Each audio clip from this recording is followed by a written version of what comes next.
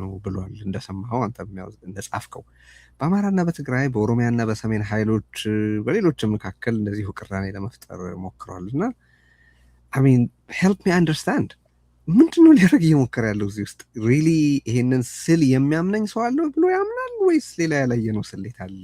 እንደው ምንድነው ከፓርላማ ብሎ የገባ? ስሜቱና ስሌቱን ማየት ያስፈልጋል። ስሜቱ ደጋግሜ እንዳልኩት ለአብይ ውሸት የታክቲካል የምትጠቀመው ለፖለቲካ የምትጠቀመው ብቻ ሳይሆን ሱስም ነው። ፓቶሎጂካል አይ ቲንክ ካልዋሸ ተናግሮ የሚረካ አይመስለኝም። ለዚህ ነው አንድ ጊዜ ጽፌዋለሁ፣ አላስፈላጊ ውሸቶች፣ አነሰሪ የሆኑ ውሸቶች ይወሻል። ስሌቱ አንተ ቅድም እንዳልከው ከዚህ በፊትም ሲሞክረው ነበረ።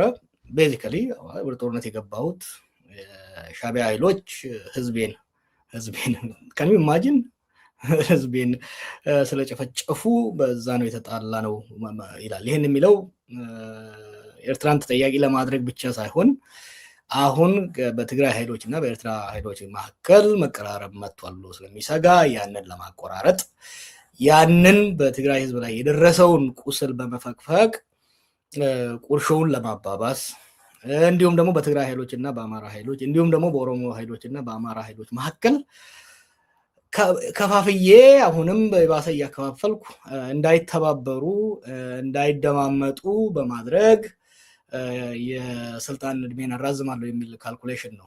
ግን ስሌቱም ስሜቱም አብሮ ነው። ስሜቱ አለ፣ ካልዋሸ የተናገረ አይመስለውም።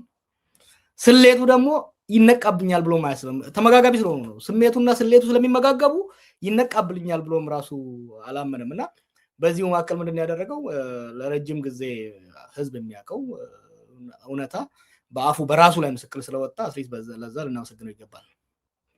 ግን ከፓርላማ ውሎ በአጠቃላይ የገባህ ምንድን ነው ያገኘኸው ነገር? በጣም ነርቨስ ነው።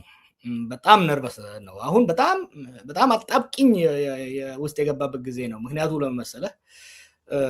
አብይ ገና ወደ ስልጣን ከመጣ ጀምሮ በደንብ እንደረዳው የውጪ ድጋፍ ነው። የውጪ ድጋፍ፣ የኤምሬት ድጋፍ አብይ ስልጣን ኮንሶሊዴት ለማድረግ በሚያደርገው ስራ ውስጥ ከፍተኛ ሚና ነው ያደረጉለት። ከፍተኛ የወታደራዊ ድጋፍ፣ የፋይናንሻል ድጋፍ ኢንጀክት ሲያደርጉለት ነበር። ኤምሬት ይሄንን ድጋፍ ስታደርግለት ሃይ ባይ አልነበረም። የሚጻረራት የሚፎካከራት የውጪ ኃይል አልነበረም። ብቻዋን ነበር የምታደርገው። ለምሳሌ ራሽያ ብትሆን ስትሰጥ የነበረችው አሜሪካኖቹ ይቆጡ ነበር። ቻይና ብትሆን አሜሪካኖቹ ደግሞ ሌላውን ይደግፉ ነበር። ያልነበረም ብቻዋን ነበር ስታደርግ የነበረችው። ባለፈው 2 ወር ግን ምን ተፈጠረ? ሳውዲ አረቢያና ኤምሬት በመጣላታቸው የተነሳ ሳውዲ አረቢያ አሁን አብይን ጨምቃ እየያዘችው ነው። ወይ ከኤምሬት ጋር የምታደርገውን ዳንስ አቁም፣ አለበለዚያ እኛም ያንተን ባላንጦች እንደግፋለን የሚል ግልጽ እንትን አድርጓል። በነገራችን ላይ በብዙ ሰው ኖቲስ ያላደረገው የውጭ ጉዳይ ሚኒስትሩ ጌዲዮን ጢሞቴዎስ ሳውዲ አረቢያ ሄዶ ነበረ። ኤርፖርት ሲደርስ ማንም አልተቀበለው። ለይስሙላ አገኙት። በሚዲያቸውም ላይ ምንም አላደረጉም። እየተማመጠ ነው። ከዚሁም ጋር ተያይዞ ለምሳሌ የሶማሊያንና የጅቡቲን ፕሬዚደንት ጅጅጋ ጋብዞ ያደረገው የመለማመጥ ነው። ተጨንቋል። ምክንያቱም የግብፅ የሳውዲ አረቢያ ጫና ኢትዮጵያ ውስጥ ካሉ ኃይሎች ጋር ተደምሮ በጣም አስቸጋሪ አድርጎበታል።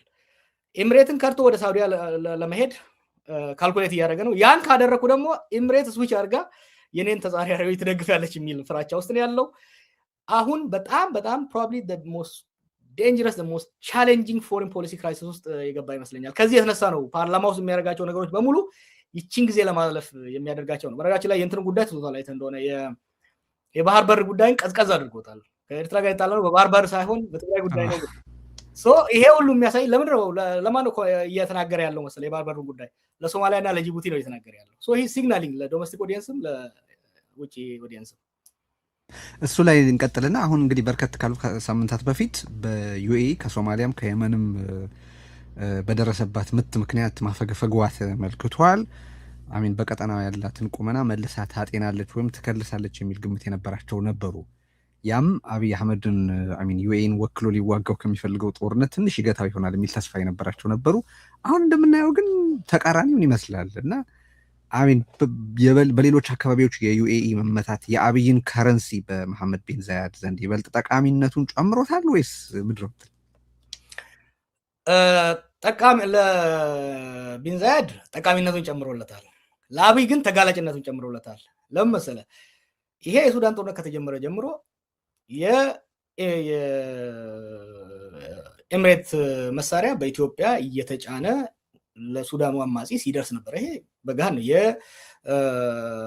የደጋሎ ወንድም አንደኛው ወንድም እኮ ቢሾፍቱ እየኖረ ከቢሾፍቱ እኮ መሳሪያ ሲያስተላልፍ ነበር። ይሄ ሚስጥር አይደለም፣ በግልጽ የሚታወቅ ነገር ነበረ። ባለፉት ወራት ነው እንዳውም በግልጽ ሄደው ካምፕ ከፍተውላቸው ወታደሮችን ማሰልጠን እቃ ሲጭኑ ነበረ።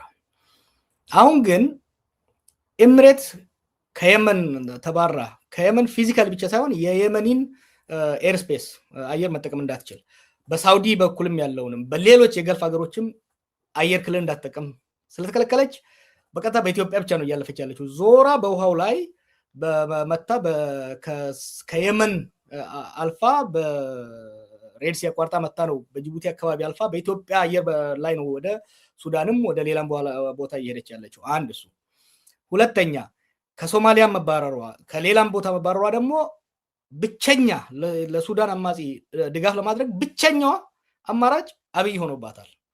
ይሄ በአንድ ወገን የአብይን ጠቃሚነት ከፍ አድርጎለታል ለኤምሬት። አብይ ግን እንደ ከዚህ በፊቱ ተደብቆ ያንን ድጋፍ የማስተላለፍ ስራ መስራት አይችልም። ምክንያቱም በግልጽ እየታየ ነው። በኦፕን ሶርስ ኢንቴሊጀንስም ሆነ በሌሎችም በግልጽ እየታየ ይህ ማለት ለጫና በተለይ ለሳውዲ ጫና ብሎም ደግሞ በነገራችን ላይ ይህ የሱዳን አማጺ በጣም ከፍተኛ የሆነ የሰብአዊ መብት ጥሰት እየፈጸመ ስለሆነ ከዚህ በፊት ዩኤኢ ብቻ ኤምሬት ብቻ ነበረች በዚህ ስትረገም የነበረችው እንደ ኤክስተርናል ስፖንሰር። አሁን ግን አብይ የተጨመረ ለከፍተኛ የምዕራቡም ጫና እንዲሁም ለሳውዲ ጫና ተጋላጭ አድርጎታል። እያልን ያለ ነው። አሁን የተፈጠረው ሁኔታ በዩኤኢ ዘንድ የአብይን ጠቀሜታን ቢጨምረው ኢኮሊ ደግሞ በሌላ በኩል ሳውዲን የመሰለ በጣም ከባድ ተፎካካሪ ወይ ተፋላሚ በመፈጠሩ ምክንያት ነው የአብይ አጣብቂኝ። ሳውዲ፣ ቱርክ፣ ግብፅ ትልቁ ዝናብ የዘነበው አሁን ለግብፅ ነው።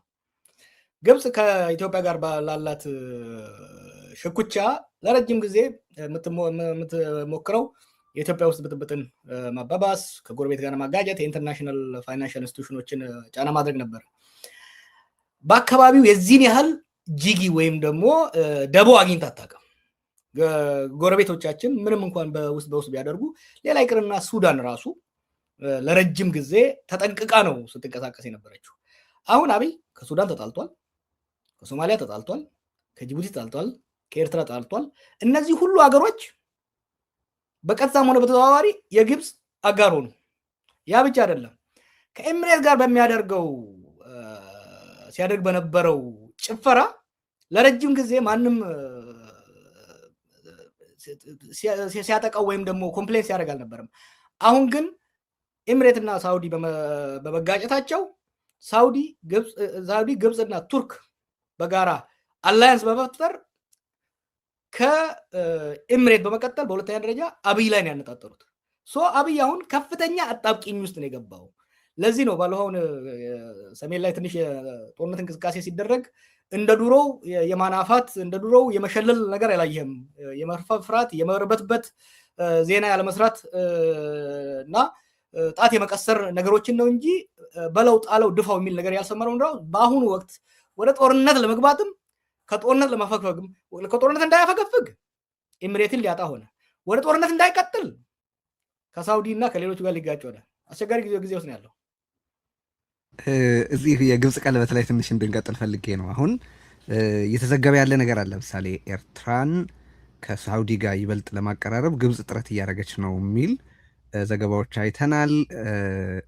ይሄ እንግዲህ ግብጾቹ ያላቸውን የሀብት እጥረት አጀንዳቸውን ለማስፈጸም በሳውዲ በኩል ማድረግ ይፈልጋሉ። ሳውዲም እዚህ ውስጥ ኢንትረስትድ ናት የሚል ነገር እያነበብን ነው።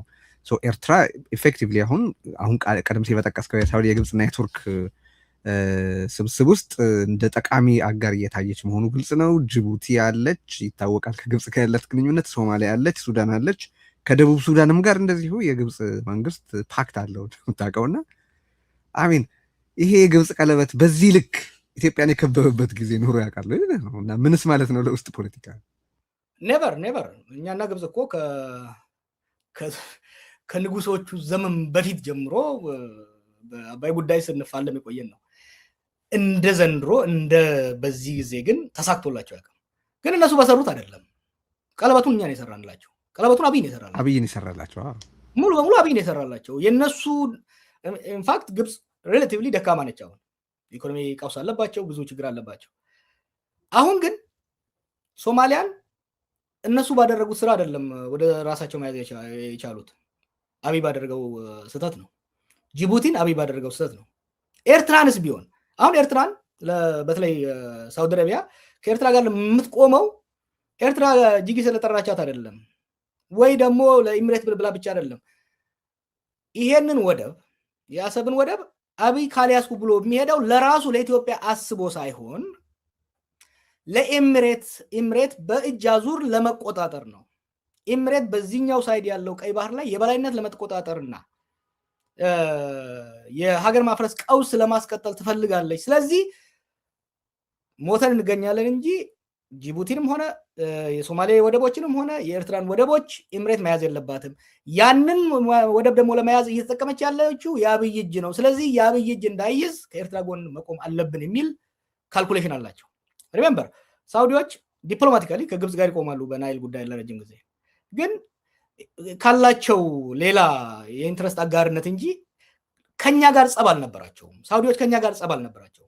አሁን ግን የኢሚሬት ቀኝ እጅ ሆነን ስለመጣን የኢሚሬት ፕሮክሲ ማርኛውን አላውቀውም ፕሮክሲ ሆነን በግልጽ ስለወጣን ኢሚሬትን እጅ የእጅ አዙር የውጊያ ሜዳ ነው የሆነው። የኢሚሬትን እጅ ለማቋረጥ የአብይን እጅ መቁረጥ ግዴታ ነው ብለው ነው እየሄዱ ያሉት። እና ይሄ ከጎን ቁጭ ብላ ስታይ የነበረችውን ግብፅን ትልቋን ሳውዲ አረቢያን ሰጣት። ጎረቤቶቻችንን በሙሉ ደግሞ ከጎኗ እንድትሰለፍ አደረገ። ቤዚካሊ ኢትዮጵያን በጠላት የመክበብ የሙሉ ጊዜ ስራ ነው የያዘው አብይ ማለት የሚቻል ይመስለኛል። በዚህ አኳያ አሁን ይሄንን ሁሉ እንያዝና እንግዲህ መሬት ላይ ያለውን ሁኔታ እንመልከት። ወደ ሀገር ውስጥም ወደ ውጭም እየሄድን ስለምናነሳ የሱዳንንም ነገር በጣም እንድናነሳው ፈልጋለሁኝ በተወሰነ ደረጃ። ግን አሁን እናንተ ይህንን ውይይት በምናደርግበት ወቅት በትግራይ ዙሪያ ከፍተኛ ወታደራዊ እንቅስቃሴ እየተካሄደ ስለመሆኑ እየተነገረ ነው። ማለት ወታደሮች እየተንቀሳቀሱ የጦር ቁሳቁሶች ወደ ትግራይ ወደ አካባቢ እየተንቀሳቀሱ ነው። ሰሞኑን አገዛዙ ደግሞ ህወሓትና ሻዕቢያን የሚያወግዙ ሰልፎች በተለያዩ ቦታዎች እንዲካሄዱ አድርገዋል።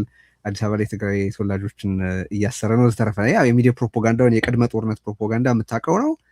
በተለይ ደግሞ በአማራ ክልል በሰሜን ሸዋ፣ በምዕራብ ወሎና በምስራቅ ጎጃም ስልክና ኢንተርኔት ዘግቶ እየተዋጋ ነው። ኦሮሚያም ላይ እንደዚሁ ስልክ ዘግቶ የሚዋጋባቸው በርካታ ወረዳዎች አሉ። አንደኛ is there any power logic here ማለት ይህን ሁሉ የሚያብራራና የሚያገናኝ። ሁለተኛ መረጃዎችና ትንተና የሚነግሩህ ምንድን ነው? ይሄ የተሰጋው አውዳሚ ጦርነት ምን ያክል ቅርብ ነው የሚለውን በተመለከተ ይኸውልህ ወደ ከተደፋሽ አይነት ነገር ነው የሆነው አብይ። አሁን ባለፈው ዛሬ ወር አካባቢ የጻፍኩት ነበረ። የአፍሪካ ቀንድ ሀገራት በተለይ ኢትዮጵያ ሉዓላዊነቷን አሳልፋ ሸጣለች ለኢሚሬትስ። አብይ በአሁን ባለው አቅምና ባለው ቁመና ከትግራይ ኃይሎችም ከኤርትራ ጋር የመዋጋት ቁመና የለውም፣ ፍላጎቱም የለውም። ነገር ግን ኢሚሬት ጦርነቱን ትፈልገዋለች። ለምን በለኝ፣ በሳውዲ ድጋፍ እና በሌሎች በቱርኮች ድጋፍ፣ በግብጾች ድጋፍ የሱዳን ጦር ኃይል በሳውት ኮርዶፋን ላይ እየገፋ እየመጣ ነው። ያንን ዲፍሌክት ለማድረግ ያንን ለማስቀየስ የሸማቂ ኃይሉ ወይ ደግሞ የአማጺ ኃይሉ የአርኤስኤፍ የሐመቲ ጦር ደግሞ ጫና መፍጠር መቻል አለበት በኢትዮጵያ ድንበር በብሉ ናይል አካባቢ በኢትዮጵያ ውስጥ የሰጠሩ ወታደሮች ጥቃት ከፍተዋል። ያ ብቻ በቂ አይደለም። የአርኤስኤፍን ጦር ለማትረፍ ወይም ደግሞ የበላይነት እንዲይዝ ለማስቻል ሱዳን ውስጥ እየተንቀሳቀሱ ያሉ ከዚህ በፊት አርሚ ሰባ ነው የሚባሉ መሰለኝ የህወሓት ተዋጊዎች አሉ። ኢትዮጵያ ውስጥ ጦርነት በማስከፈት አንድ የህወሓት ጦር ወደ ኢትዮጵያ ፎከስ እንዲያደርግ እንዲሁም ደግሞ የኤርትራ ኃይልም የሱዳን ኃይል እየደገፈ ነው ብሎ ስለሚጠረጥሩ የኤርትራም ኃይል በራሱ ጦርነት ተጠምዶ ከሱዳን እጁን እንዲያወጣ ይፈልጋል ኢሚሬት። ኢሚሬት አብይ እንደምንም አድርጎ ሰሜን ኢትዮጵያ ላይ ጦርነት እንዲጀምር እየገፋችው ነው። ይሄ ባላለፉት ወራት እየገፉ ነበረ፣ ሪዚስት እያደረገ ኳሷን እያንደባለ ነበር። አሁን ግን አርኤስኤፍ ከፍተኛ ጫና ውስጥ እየገባ ስለሆነ በተለይ ደግሞ ሳውዲ ኃይሏን ጨምራ ከመጣች ወዲህ የሱዳን አማጺ ከፍተኛ ጫና ስር ስለገባ ያንን ጫና ለማቃለል የግድ ኢትዮጵያ ውስጥ ጦርነት መጀመር አለባቸው።